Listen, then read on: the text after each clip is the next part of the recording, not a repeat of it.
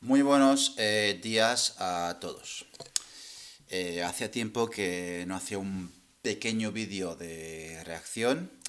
Como ya sabéis, tengo mis obligaciones laborales y además se da el hecho de que pues en mi tiempo libre suelo tener cosas que hacer, al menos en estas últimas semanas. Además de que cuando no estoy haciendo vídeos, normalmente estoy escribiendo. Pronto va a salir la quinta entrega de las 6 artículos que he estado publicando en el Común sobre el cambio climático. De hecho, luego, cuando se publique, que será la próxima semana, seguramente, pues pondré el enlace en la caja de descripción del vídeo. Y además, cuando ya, por fin, esta semana, quise grabar de nuevo un vídeo de reacción, pues resulta que encima se me estropeó el teclado y tuve que comprar este nuevo, ¿no? Entonces, bueno, tengo, no obstante, varias ideas en mente para futuros vídeos de reacción que irán saliendo al mismo tiempo que seguiré con la serie de vídeos sobre los orígenes ocultos de la Unión Europea. Por tanto, insisto, en este canal se va sin prisa, pero sin pausa. No voy a detenerme en la publicación de vídeos. Para que no os preguntéis, sobre todo los seguidores más fieles, los que se pregunten, pero ¿cuándo va a sacar este señor su próximo vídeo? Bueno, pues puedo dar una cifra con la que me puedo comprometer. Nunca van a pasar más de 2 meses sin que haya al menos un nuevo vídeo de la serie sobre los orígenes ocultos de la Unión Europea, además de que seguirá habiendo entrevistas a gente y a distintas personas, y que seguiré haciendo con Carlos García Hernández reseñas de libros que él haya editado, publicado con su editorial. Por ejemplo,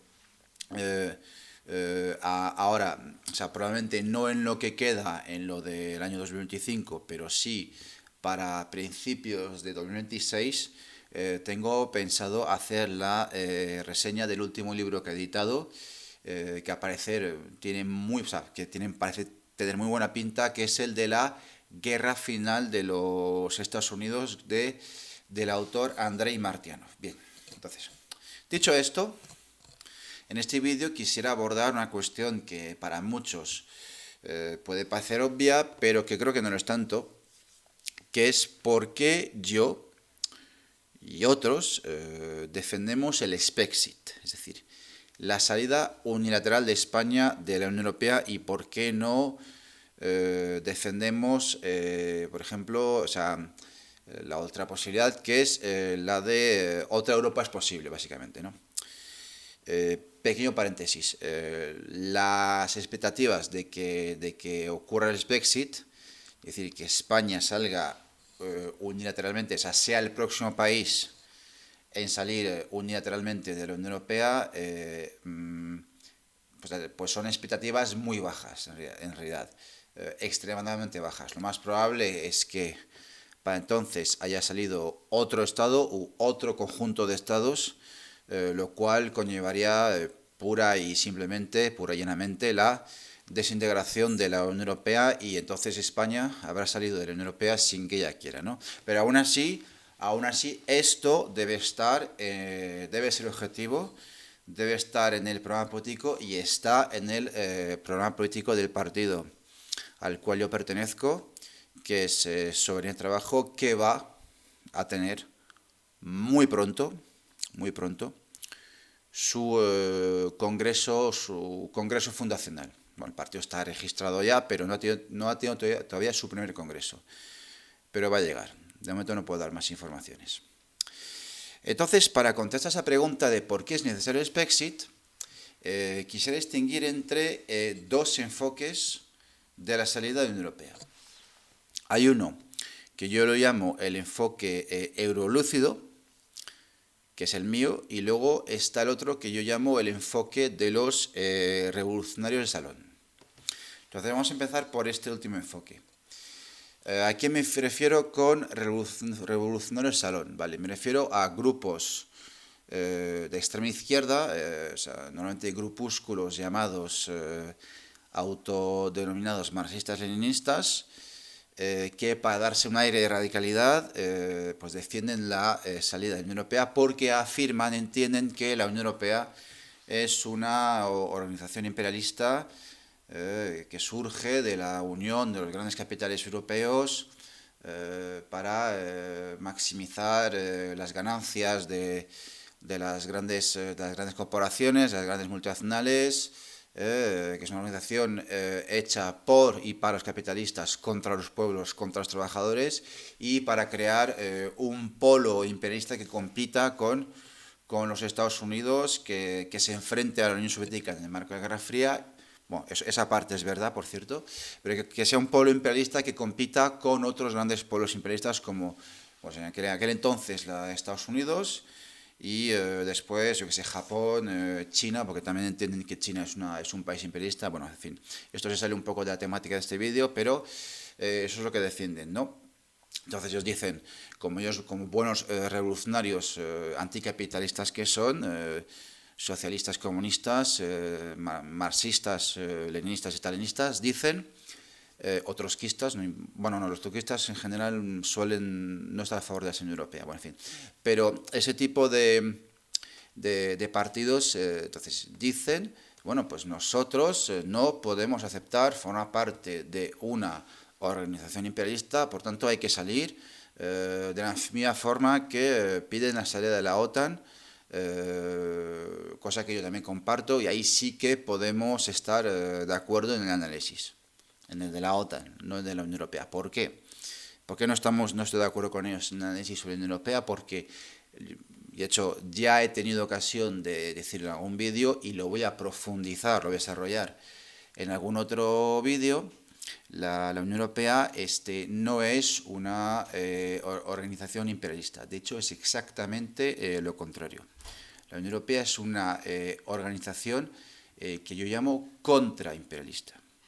O sea, es una organización que ha sido creada por los servicios de inteligencia de los Estados Unidos para digamos, limitar la capacidad de maniobra de un número de países que habían sido considerados imperialistas, al menos por la tradición marxista-leninista, y no digo que eso sea incorrecto, o sea, se les puede considerar países imperialistas de una forma u otra. Francia, Alemania, aunque bueno, Alemania en el momento de iniciarse la Constitución Europea, Alemania era un cadáver político. Alemania se reconstruiría como potencia, vamos a llamarla imperialista, más tarde, pero venía de perder la Segunda Guerra Mundial, estaba dividida en dos, bueno, pero aparte de Francia y Alemania, pues eso, Italia, Holanda, Bélgica, más tarde el Reino Unido, cuando entró dentro del mercado común hasta que salió finalmente de la Unión Europea con el Brexit, bien. Entonces, de hecho, en algunos vídeos que yo ya he hecho sobre los orígenes ocultos de la Unión Europea, yo ya he dado algunas pistas. Se trata de limitar su poder, de limitar su capacidad de maniobra, de que se anulen entre ellos, que creo que eso es la clave, de crear un conjunto, una organización en la cual las soberanías nacionales se vayan diluyendo en favor de una instancia supranacional que culminará con el Tratado de Maastricht, instancia supranacional que luego ya servirá a los intereses, ¿no?, de lo que el general de Gaulle llamaba el federador exterior, que son los Estados Unidos.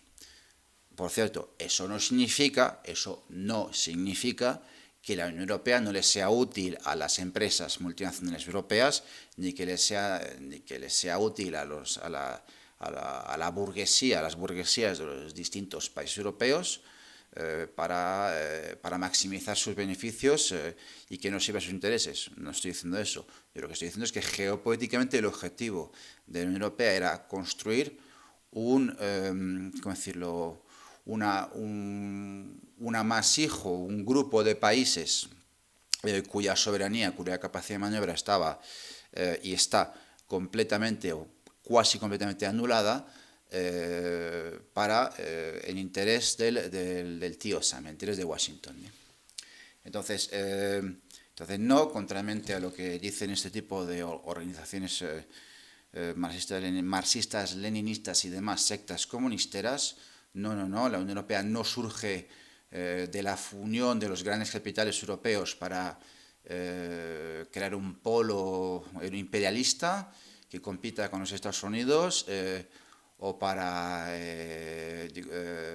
¿cómo decirlo?, maximizar sus ganancias y aumentar, apretar las tuercas a la clase obrera de los países en aquel momento de Europa Occidental.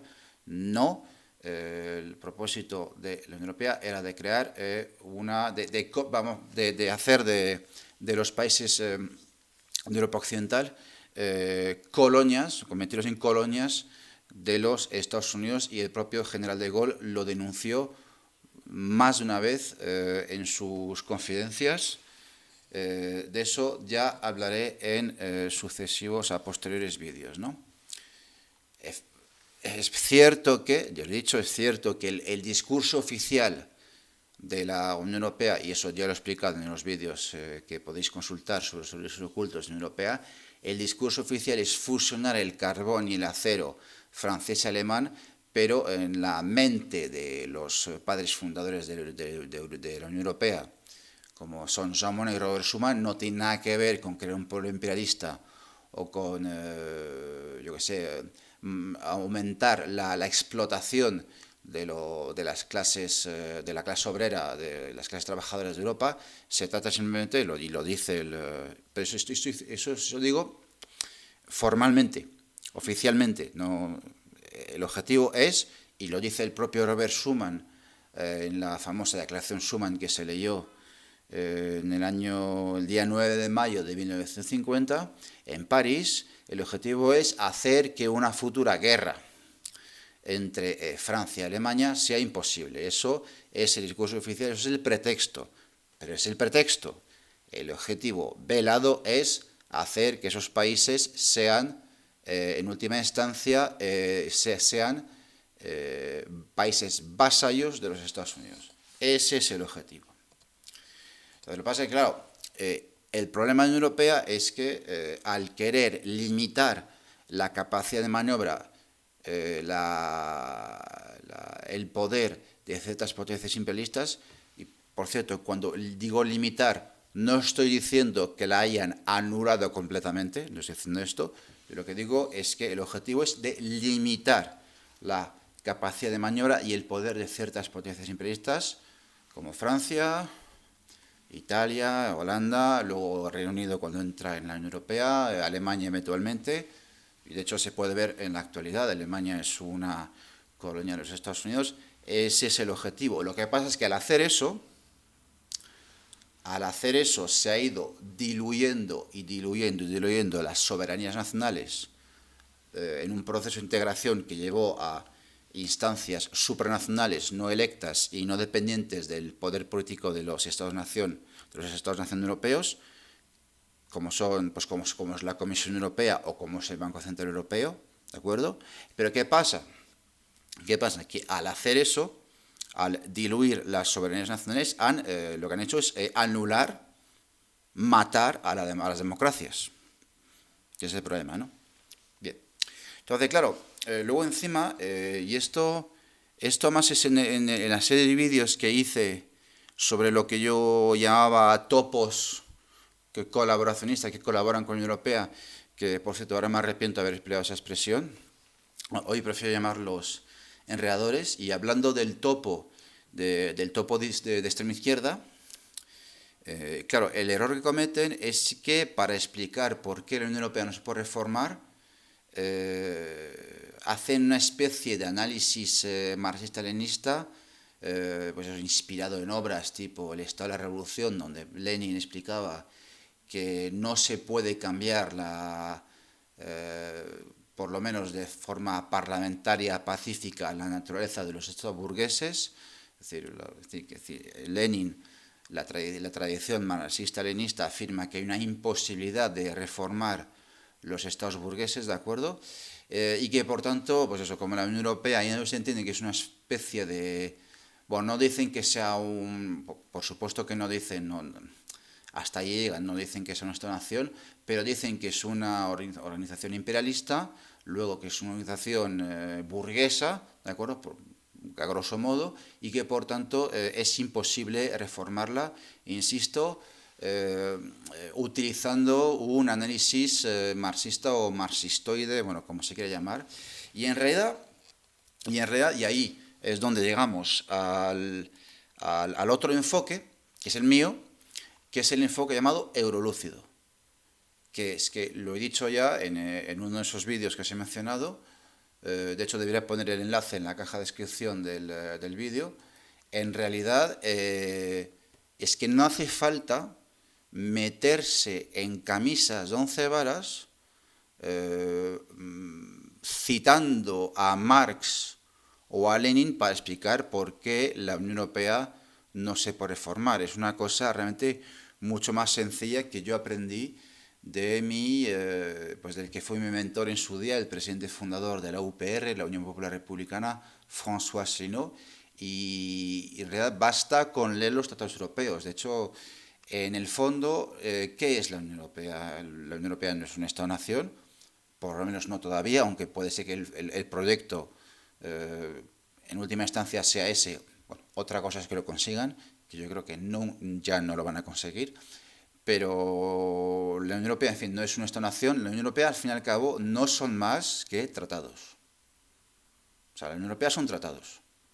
Bueno, son dos, o sea, es un pack de dos tratados, el Tratado de la Unión Europea y el Tratado de Funcionamiento de la Unión Europea, que forman un pack que se llama, porque sí, se llama el Tratado de Lisboa, redactado y ratificado por los Estados en el año, si no me acuerdo mal, se ha firmado por los Estados en el año 2007 y ratificado pues progresivamente en los años posteriores, 2008-2009, ¿no?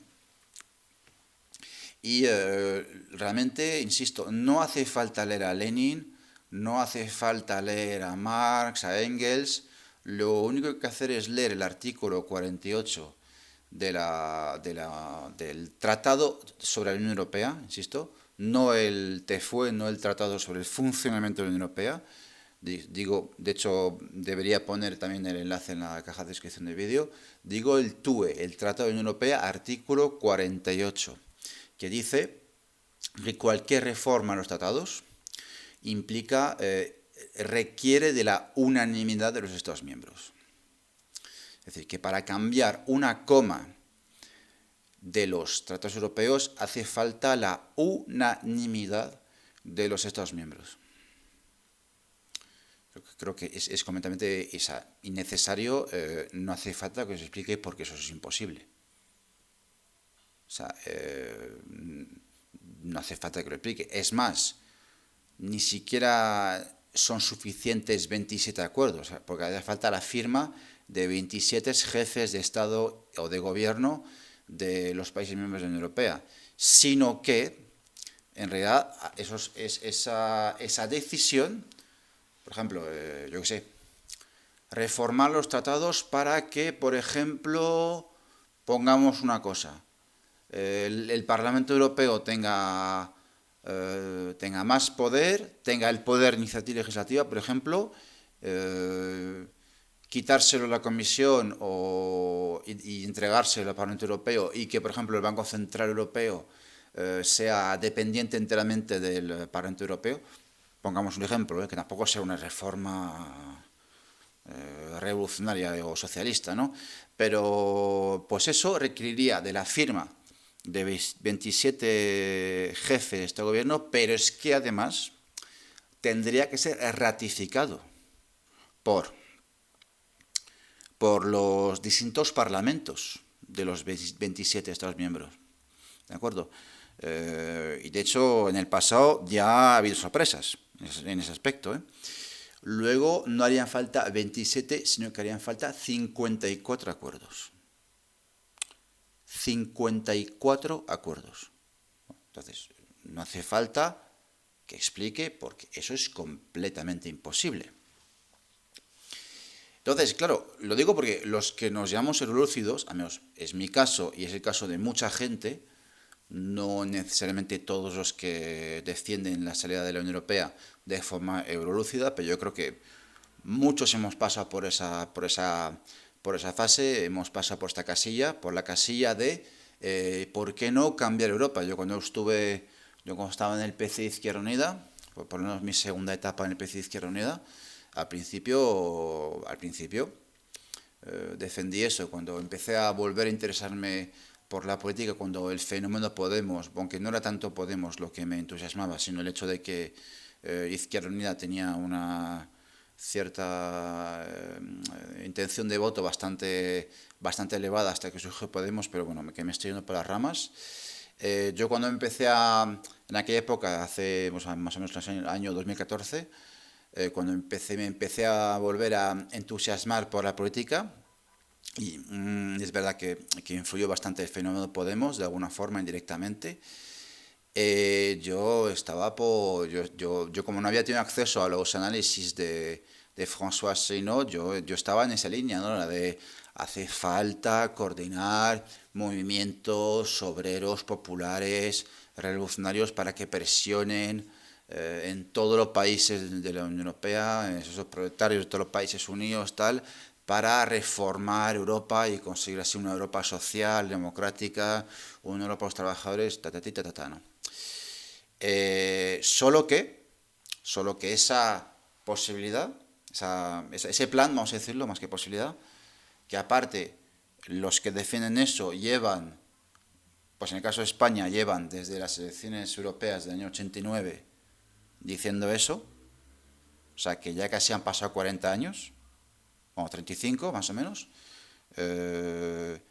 pues ese plan, pues que no, primero no funciona, porque llevan 35 años diciendo eso, y la otra Europa ni está ni se le espera. Y segundo punto es que es imposible. ¿Entendéis?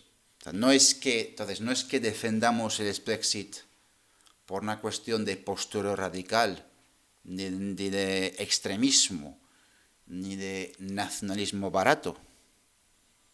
Es que defendemos el Brexit porque es la única opción realista. Porque la otra es imposible. ¿Entendéis? Como la otra posibilidad de cambiar de Europa es imposible, la única alternativa que hay para retomar el control y poder aplicar políticas económicas progresistas es salir de la Unión Europea. ¿Entendéis? No se trata de, insisto, de darse aires de radicalidad, es que no queda alternativa. Es la única alternativa que queda, ¿de acuerdo? Entonces es una cuestión, no, insisto, es una cuestión de puro pragmatismo y realismo. Y es más, y con eso ya quisiera terminar, yo incluso, os lo voy a decir, y lo voy a decir de una forma que puede parecer provocativa, pero de alguna forma yo mismo soy, entre comillas, europeísta de alguna forma. Porque yo pienso que después de la Unión Europea, cuando esperemos que un día llegue, cuando se disuelva la Unión Europea, yo sí creo que hace falta una organización de cooperación europea. Pero una organización de cooperación europea, primero en la cual no necesariamente tendrían por qué estar todos los países del continente europeo. Primer punto, no tendrían por qué estar todos. Segundo punto, considerando que Rusia, que Bielorrusia y por supuesto Ucrania son países europeos, pero en la cual cada país tenga sus propias leyes, su propia moneda, ¿de acuerdo? Pueda tomar sus propias decisiones, pueda a la carta decidir o no si quiere colaborar en cierto proyecto, ¿de acuerdo? En la cual eventualmente podría haber alguna cesión condicional y temporal de competencias, siempre y cuando puedan volver a ser retrotraídas al país que las ha cedido en cuanto lo desee, ¿de acuerdo? Y eso no impide, por supuesto que no impide, luego para los que defendáis la hispanidad o los que creéis en la iberofonía, el hecho de que España pueda formar parte de una organización de la iberofonía y la hispanidad, o incluso, como defiende un amigo mío, y estoy bastante de acuerdo con él, una organización de cooperación a escala de los países del Mediterráneo, una unión mediterránea, que creo que sería una buena idea, porque aunque me estoy yendo un poco, o sea, me estoy un poco saliendo del tema central de este vídeo, pero ya estamos terminando una Unión Mediterránea en la cual estarían países que, pues que por ejemplo, puedan tener una visión común de cuestiones, por ejemplo, las cuestiones monetarias y económicas por haber en el pasado sufrido la pertenencia al euro bueno, y que con los otros países de la zona sur de la cuenca mediterránea, del norte de África y el Magreb, pueda colaborar en cuestiones como los flujos migratorios y que inclusive al ser un conjunto de países, esto a España le permitiría, por ejemplo, hacer presión para poder, yo qué sé, negociar acuerdos mutuamente beneficiosos para todos, ¿cómo decirlo? Pues presionando a Marruecos para presionar a Marruecos, que es un país que, según lo que se está diciendo desde ciertos sectores de Internet, y no digo que sea falso, pero es que tampoco soy un experto en geopolítica, pero pues presionar a Marruecos para que, digamos, deje de hacernos la puñeta, ¿no? Bueno, pero eso solo es una idea, ¿eh? Es una idea, como lo de la eurofonía es una idea, o una organización de la hispanidad es una idea, bueno, en fin. Pero la pertenencia a una organización de cooperación entre países europeos no implica que no se pueda participar en otro tipo de foros y organizaciones de cooperación entre países europeos y países que no son europeos, ¿no? Bien. Entonces, bien, yo creo que espero que haya quedado claro cuál es mi posición. Espero que haya que haya quedado claro por qué defender el Brexit, insisto. No, lo vuelvo a repetir, no es una cuestión de extremismo ni de postura radical, es una cuestión de puro pragmatismo, salir de la Unión Europea porque el otro plan sencillamente es imposible, o por eliminación, pues lo único que queda es la salida unilateral de la Unión Europea, suponiendo que España vaya a ser el próximo país que lo vaya a hacer, cosa que pongo mucho en duda. No obstante, hay que defenderlo. Bien, espero que os haya gustado el vídeo y nos vemos pues en el siguiente. Hasta luego.